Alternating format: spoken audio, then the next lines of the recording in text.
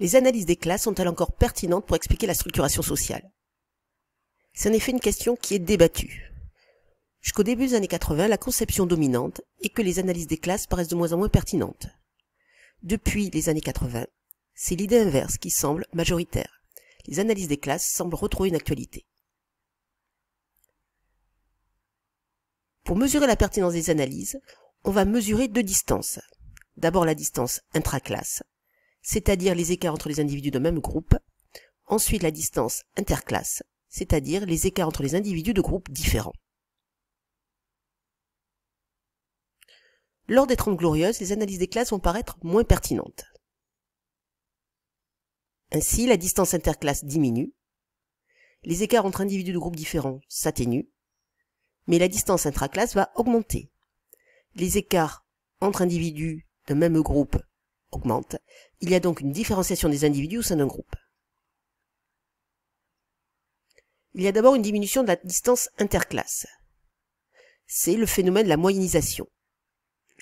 Il y a un processus de convergence économique et sociale entre les individus. Ainsi, les inégalités diminuent. Les plus pauvres rattrapent alors les plus riches. Henri Mendras parle alors de toupie.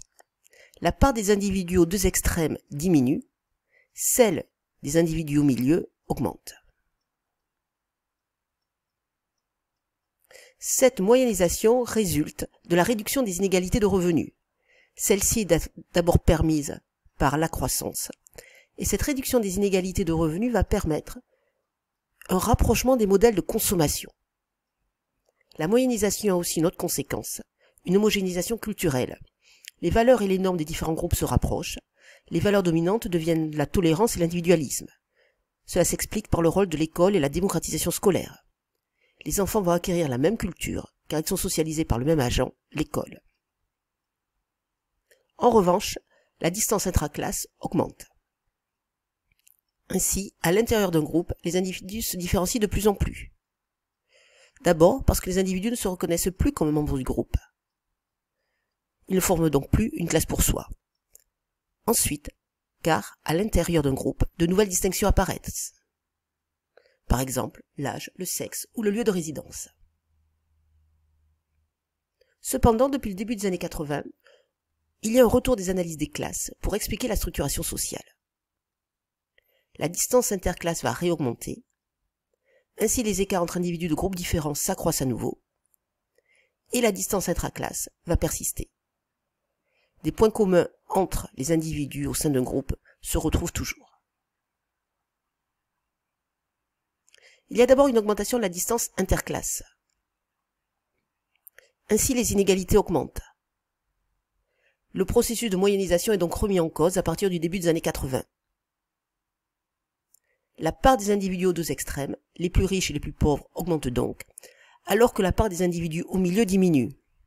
On parle alors de double diamant aux États-Unis. Alain Lipitz, en France, parle de société en forme de sablier.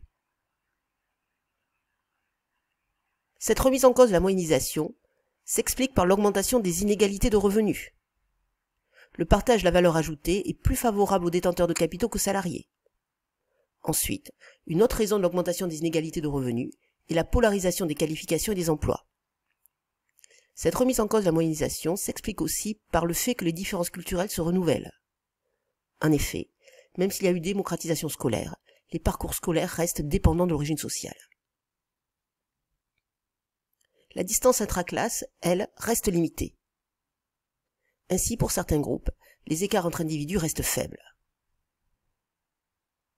C'est surtout le cas pour deux groupes. D'abord, la grande bourgeoisie. Selon les Pinson-Charlot, la grande bourgeoisie reste une classe. D'abord au sens marxiste, car c'est une classe en soi. Elle a des conditions de vie communes. Elle habite au même endroit. Elle détient des patrimoines importants. C'est aussi une classe pour soi. En effet, elle est consciente de ses avantages et va donc les défendre. Cela reste aussi une classe au sens de Weber, c'est-à-dire de groupes de statut. Les individus qui appartiennent à la grande bourgeoisie ont le même degré de prestige élevé. Les classes populaires restent aussi des individus qui ont des points communs. On range maintenant dans la classe populaire les employés et les ouvriers. C'est d'abord une classe en soi, ils ont des conditions de vie communes. En revanche, Même s'ils ont conscience de leurs points communs, ils ont du mal à se mobiliser, et donc ne forment pas encore une classe pour soi.